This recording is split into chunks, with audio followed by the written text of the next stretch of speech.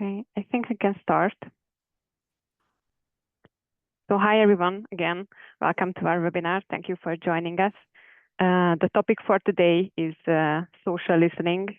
We will walk you through and explain what we do when we say social listening, because it can be a bit different than the usual approach that you are aware of.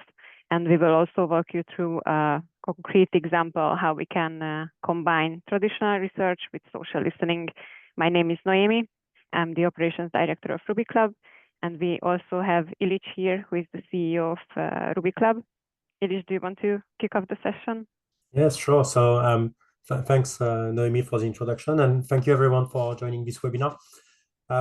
Normally, when we do webinars, we like to present some tech and some cool tech and AI features, etc. But today we wanted to go back to something a bit more research oriented, a bit more traditional in a way, and really define what we mean when we say social listening.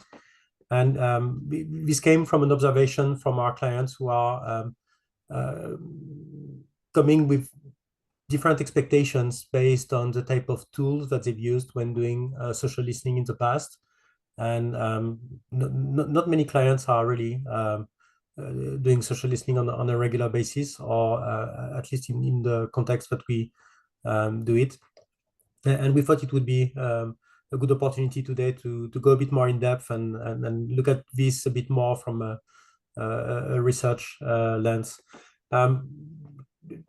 Couple of words. I think this social listening is really relevant now more than ever, in the sense that we've got sort of a perfect storm aligning with a lot of tools and capabilities to deal with volume and long form unstructured type of data with the different tools available on the market and AI capabilities, but also hyperabundance of data,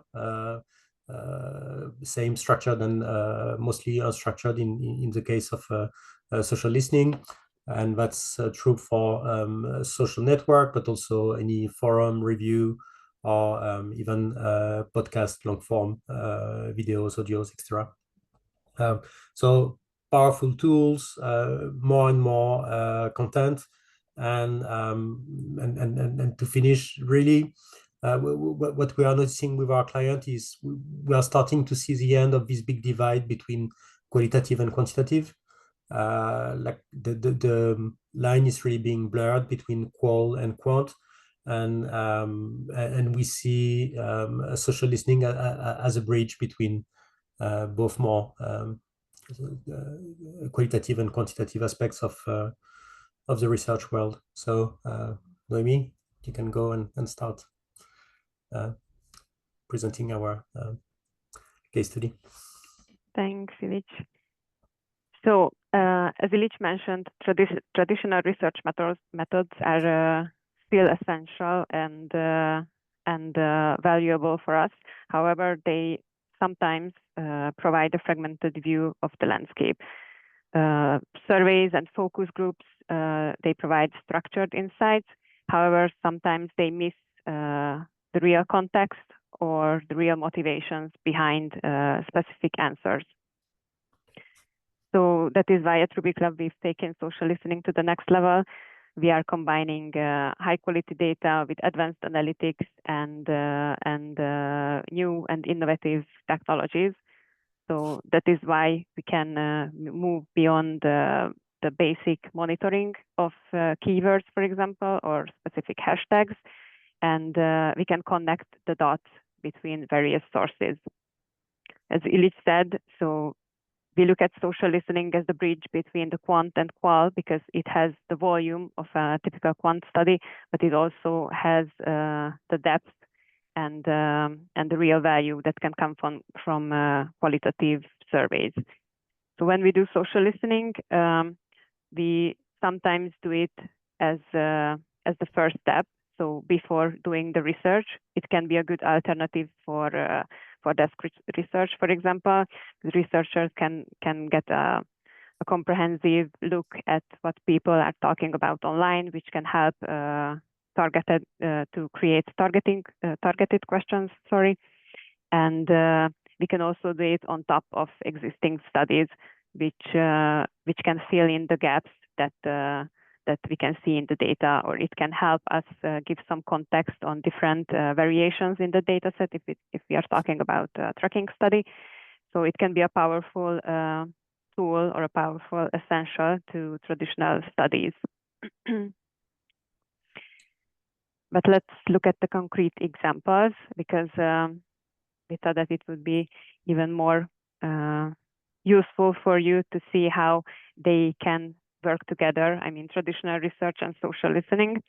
So let's say that we conduct a survey around purchasing behavior for a skincare product, and we see the following figures at the end. So we can clearly see that consumers prioritize natural ingredients with 74%, and they are also express concerns about toxic or synthetic ingredients, represented with 39% of the data. And last but not least, we can see that 42% of the respondents, before purchasing any product, they do their own research, and they look at what kind of ingredients the specific product has. So this is a very good starting point and a strong base for us to start drawing some conclusions. However, if we want better understanding why people say that, or why they are motivated, or why they are interested in natural ingredients, that is when social listening can be an asset for us, really. So let's go through all of the statements that we had.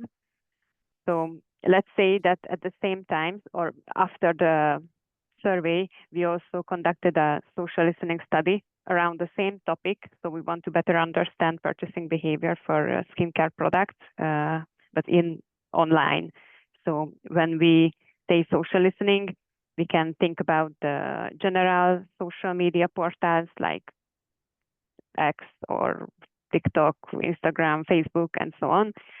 But we also measure forum conversations, different publications, even news portals, podcasts, YouTube. So really everything that is publicly available online. So when we look at the data, we can see that on social media, there are consumers or people talking about how their skin gets irritated by specific ingredients, and they look for gentler alternatives, because of course it can be an uncomfortable situation to use something and then a couple of days later having some allergic reactions. And when people don't know what to do, the first thing is that they do is they go online and try to find some solutions or some experiences from other people as well, so they can get some other point of view on the same topic, because it can happen that other people are experiencing the same. And we also brought a couple of examples at the bottom of the page about this skin sensitivity and people looking for other alternatives. For example, retinol can be very hard to start implementing in a skincare routine. Some people have different reactions to that. So there are lots of conversation around this topic, and most of the time, or almost every time, natural ingredients are the answer, because it can be good for sensitive people with sensitive skin as well. If I may, Noémi, I think you're hitting a very interesting point. So it's not so much what we want to learn from people going on social media, but it's also understanding how people access information. And at the start of the presentation, you mentioned that I think it was 42% were looking at the list of ingredients and doing their research, kind of homework. And more and more it becomes like a natural thing, not just to Google something, but to actually go on forums and get information. And I think for brands, like understanding this journey has a lot of value. And the other point, which is also really interesting, which you touched upon in the opening slide, is this idea of getting data within its natural context. So the type of comments that we see here are totally unprompted by definition. This is just people sharing their experience or sharing their concerns or sharing their likes and dislikes and needs and wants, unprompted, and sometimes at great length as well. We are often very surprised. Like we expect communication to be, like very short and a few emojis, but sometimes people really get engaged and will write paragraphs of text, and very thoughtful type of content, like much more qualitative like rather than just quant in nature. So like this almost ethnographic lens of having data in context is really important.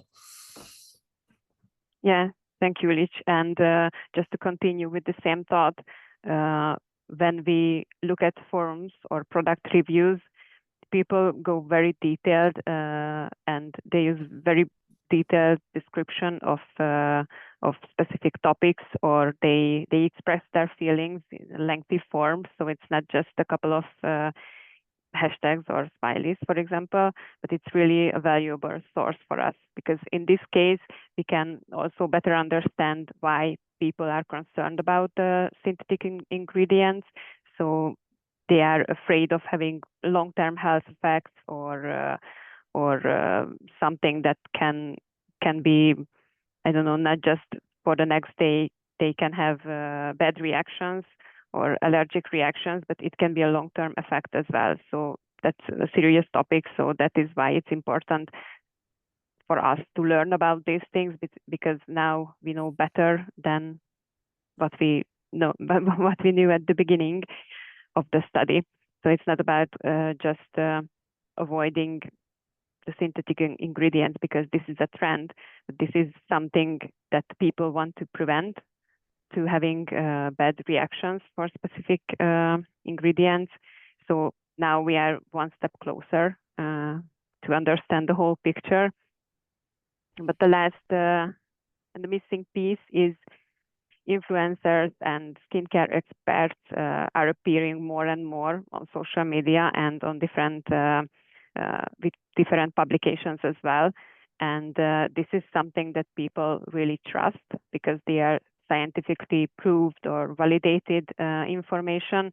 And this is again very important, for example, for skincare brands to see that these are real values for the consumers. So if they start to communicate in a transparent way, and I don't know, having dermatologists talking about their product and highlighting why they are good and why they have good ingredients which won't cause any irritation, then it can raise more trust from the consumers. So that can be very powerful message, because at the end, the brands will be able to create targeted messages for these groups. Let's call them segments. So it can be very useful. So now we just move beyond the stated preferences like natural ingredients and research before purchasing. Now we know what are the true motivations behind these elements or these statements. Noémi, if I may, 2 points here. One is a bit technical, but it's really important. When we go about doing social listening, we don't work with keywords. And I know traditionally this is the approach for social listening. Like you come up with a list of keywords and you check frequency, and then you will have like a basic sentiment type of analysis, i.e., is your keyword linked to a positive or negative type of sentiment? And but that's okay. It's purely descriptive, but there is some value in tracking this information. But what we find is that if you go with what we call like a semantic approach, we don't just look at keywords, but you look at content which is semantically connected with the subject of the research, which means that, for example, if you look at side effect, or if you want to understand the user journey, people on social media won't use necessarily words that are part of your marketing campaigns. Like people just communicate sometimes very casually, or use just informal or straight to the point of language, or we'll just sometimes, especially when we do healthcare research, for example, they won't name their condition with a technical term, and they will use. Sometimes people don't even know exactly the name of their condition pre-diagnosis, for example. When we look at a particular topic, we look from above, and we look at all semantically connected type of content, which allows us to have like a much broader view. And then we can zoom in and start identifying areas of potential insight, and then focus this way. And it sounds quite technical, but to move away from not starting with a narrow view allow us to get more richer data to start with, and then be able to have the context that go as well with this data. But one really important point here. The other part as well is to track sentiment is helpful, but it's just the beginning, really. What we also focus on, and this is really powerful, especially for consumer research, is to track the type of emotions which are being linked with the sentiment. So, for example, it may be interesting to know that, I don't know, 33% of your brand mentions have a negative sentiment. But you've got a lot of different emotions which are linked to negative sentiment. You can have maybe fear, or you can have some sadness, or you can have anger, or all kind of negative emotions. And when you start crossing the emotion with the sentiment, and then start developing the themes that are behind with emotion sentiment pairing, then suddenly you start uncovering very powerful type of narratives which we can then use when preparing our reports. Yeah, exactly. So what does this mean for researchers and people in the research industry? When we do social listening and we go with this unguided approach at the beginning, let's say, then at the end we will be able to uncover information that we might not do if we don't involve the social listening elements, and we can discover hidden patterns and latent topics in the discussion, so we can better understand why something is happening, what people really think, and if we put together all these different sources that we just mentioned, then we can really have a comprehensive overview, and after that we can start analyzing our data. So we can create segments and for different audiences and craft our strategy or marketing messages so that it will really align and resonate with everyone. So we can really get closer to our consumers in a very easy way. So in this example, we learn more about not just the natural ingredients and why they are important, but we also know that what are the different ingredients that people look for or want to avoid in specific cases. And we know different audiences now that cares about a specific part or specific ingredients that they want to use.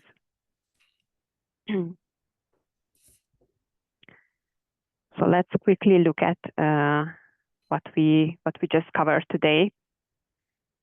So when we do quant or qual survey, for example, focus groups or quant survey, then we can always think about how we could learn more about the topic or the audience type that we are interviewing, for example, to involve social listening, to have more context and more depth to our analysis.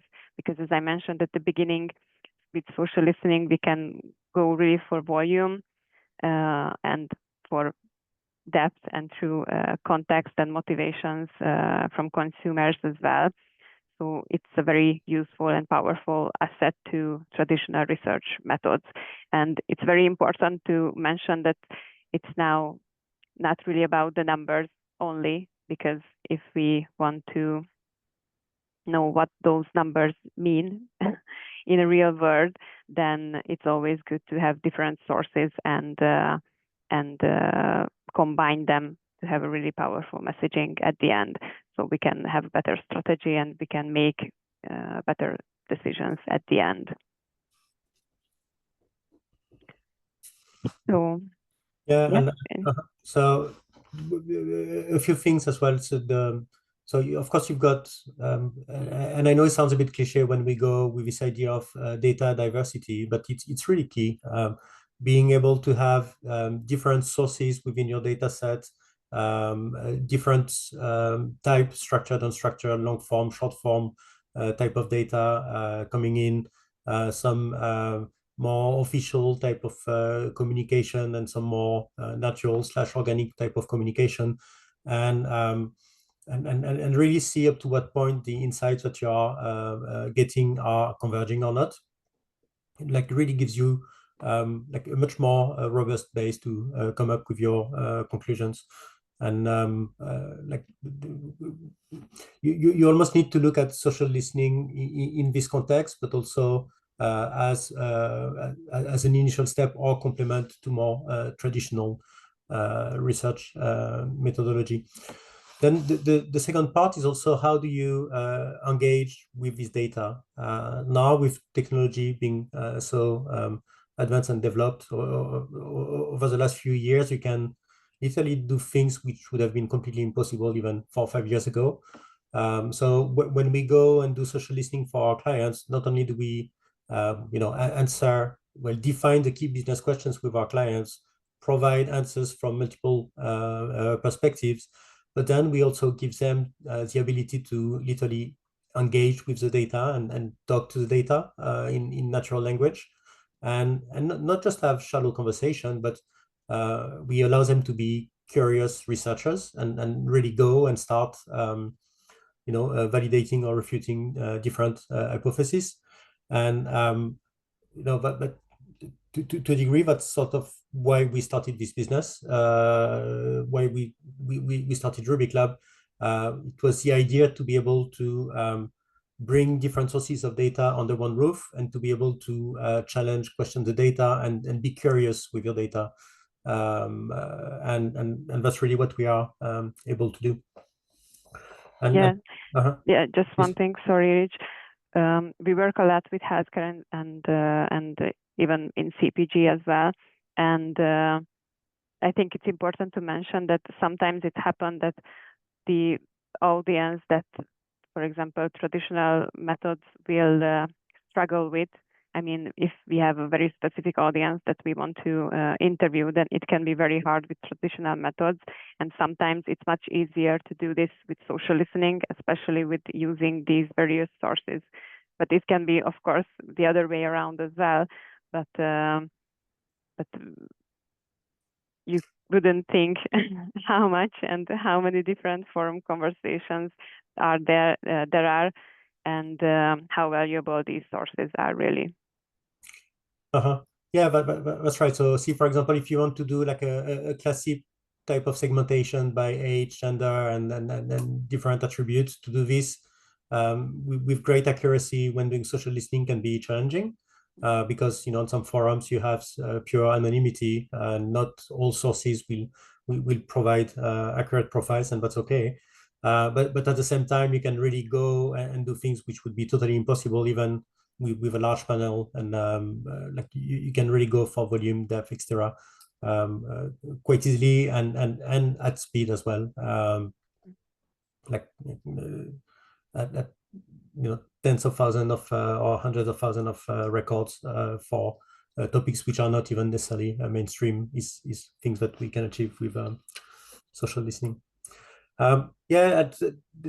Just to wrap up, I really wanted to highlight on this idea of how surprised clients are when we start engaging on social listening and all the preconceptions that are attached with it. If used properly as part of your like research toolkit, it can really be powerful and has much more depth than what you would traditionally think. So if you have any question, and if you think that maybe social listening would be an option, but you're not too sure on how to proceed with it, feel free to ask, and we can have those conversations. Yeah. So that's it for today. Thank you all for joining us. Our main goal was to give you more ideas how to use or how to enhance your research with social listening. So if you would like to explore this further, or as Illitch said, if you have any questions, then feel free to reach out to us, either in email, or you can visit our website and contact us from there. We hope to see you soon and talk to you soon. Thank you, everyone. Thank you, everyone. Bye. Bye.